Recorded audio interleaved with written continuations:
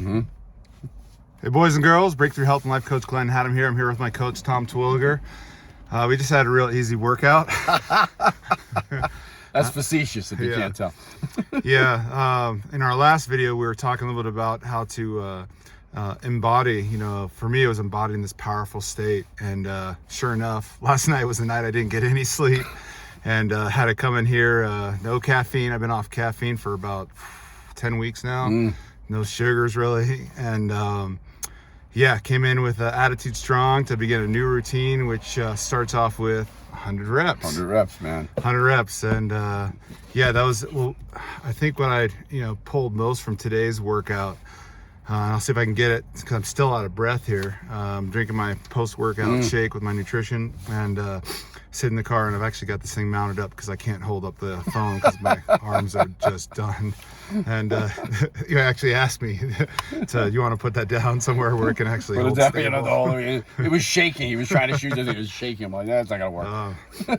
But yeah, getting back to like what I probably learned the most about myself was we talked in the middle of a workout about how setting some goals. When you have an elephant to eat like that, you got to eat that freaking elephant in bites, and usually it's trying to get that big halfway point chunk out of the way, and then figure out how you can take those kind of medium, smaller bites psychologically to attain that goal, which for me it's just like get to that 100 and then die and then recover and then somehow convince yourself to do it again.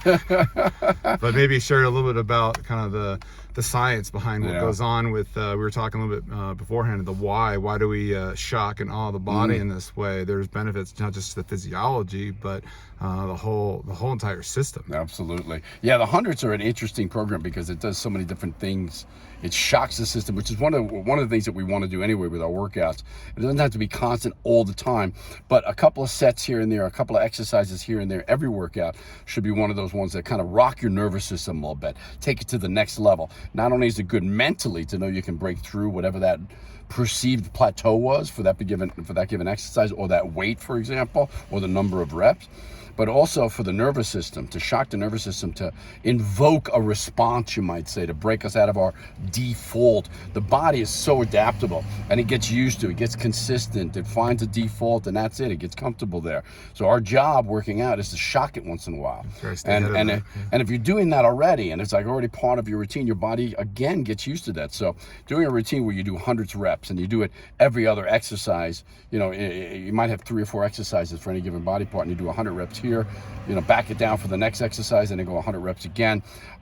Does exactly that. So number one, physiologically, it builds mitochondria. Mitochondria is basically the furnace, the warehouse where energy is utilized and burned in the muscle and causes the contraction, the ATP explosion, the division of ATP into diphosphate. So not to get too complicated, by building more mitochondria in the muscle, number one, you build more muscle size, but you also build more muscle capability and endurance. You're not used to doing hundreds. It's like, hey, aren't I supposed to be stopping at 10, 15, 20, if that's what you're used to? 50 is like, whoa. And then taking it to the next level, your body is forced to adapt to that. Mitochondria, small blood vessels that feed that mitochondria, feed the muscle fibers, increase in the number and size. But more than anything else, we're shocking the central nervous system. We're letting it know. It's almost, I like to equate it, we talked about this, it's sort of like you're sitting at the light, you're listening to your favorite music, and all of a sudden a truck comes up behind you. Doesn't do real damage, but is enough to rattle your nerve. It hits the back of your car. You're like, what the hell? And you're like, what the heck? You get out of your car, you're all shook up. Now imagine that, doing that every couple of days or so. And now all of a sudden your body starts to adapt. It sort of expects it, But by that rattling that nervous system in such a way, it then also has to adapt. Increased growth hormone, increased testosterone, increased production of serotonin, all these different things that the body has to do in order to be able to deal with that shock coming its way again and again and again. So that's one of the reasons to do those hundreds. And I love that you brought up the because I call it chunking, right? It's chunking. When you got to do 100 reps, it's pretty tough to face, especially when you get to 25 and you're like, what? Already? I'm fatiguing. It's tough already. You got to break it into chunks. So the rules of the game is 50. Let's get past that 50. The further past the 50 you can get, the better. Because if you still got 50 on the other side, that can seem pretty daunting. If you can get to 55, now I only got 45 left on the other side. Yeah. So let's get to 70. I went for some of those 75. I know you did. You pushed through to 75, even 80, I think, at one point, which was really tough. But if you can chunk it down and know that, okay, I got to do 20, and then I take a 10-second rest, or just a pause at very least, even if you don't pause, just the idea that, okay, I got to get to that 25, I got to get to 85, or I got to get to 95, whatever the number might be. That's really helpful psychologically, and it's the same thing with any goal. Yeah, now let's be honest, like not having a coach, how many of you ever get past 15 or 20, 30 reps in your workouts? And, you know, I shared one of my previous videos where I went out running in the middle of a blizzard. I wasn't going out to feel good. A lot of times everyone thinks, look, you know, I'm supposed to be going to work out to feel good. And as we talked, like, hey, you're going to feel like you got the flu after this. You're going to feel this week's going to be a rough week as I acclimate to this next level. So I don't go to work out to always feel good. I'm actually going to lay it on, to challenge myself, to humble myself. And I think a lot of folks go work out when it's convenient and when it's like, okay, I gave myself a pat on the back. I did something today. I did the same workout that used to kick my butt a while ago. I'm doing that same workout 6 months later. Really? Yeah. That's a tendency a lot of folks as we get older fall into that trap of let me just get in and get something in. Yeah. And really, you're training yourself to be weaker, to be softer, to no longer have that reaction of that growth hormone, to no longer have all those variables, to basically decrease things even quicker. Yeah, and I think that's a really good point, and that's something to keep in mind too. We're always seeking, number one, the mind always seeks threat, and it's always looking for a threat, and it wants to avoid threat. Is that a threat or is that not a threat, right? And the second thing we're looking for, especially today's day and age, we've really adapted to comfort.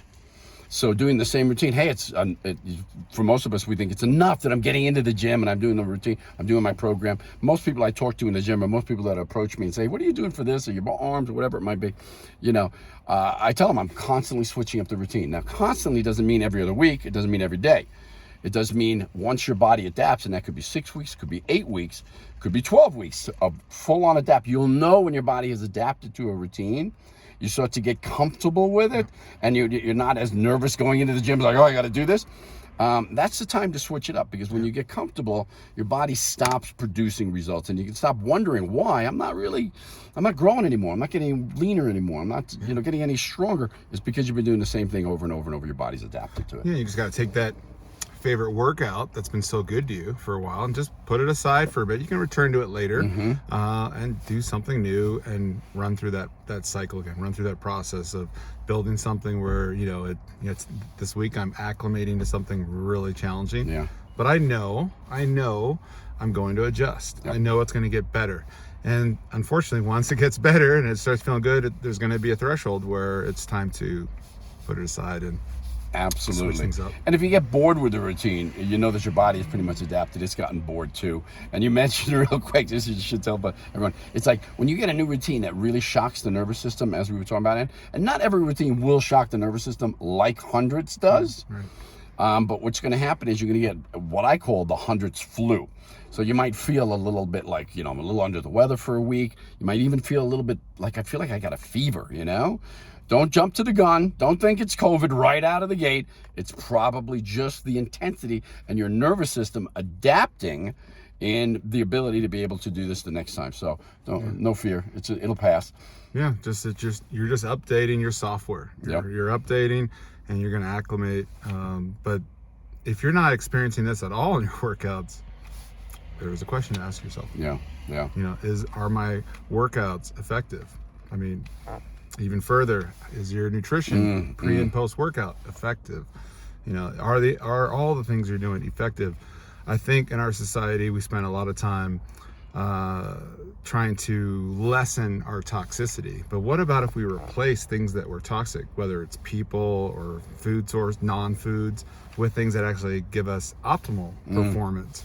That's something to really look at if you were to take a comb through your day and look at your choices, the shows, the music you listen to, how are they leveling you up, or are they something that maybe you're just addicted to? You pattern yourself into a routine with things that are low-level toxins that over time compound and if you take a hard look in the mirror, you start to see, what are my choices adding up to? Yeah, that's a great point. I'd love to, I know you like to keep the videos as short as possible, but it's something we should definitely talk about in even music, because there's vibrational frequencies that are either that resonate with us or cause, detriment in some way, shape, or form, have negative impact on our nervous system.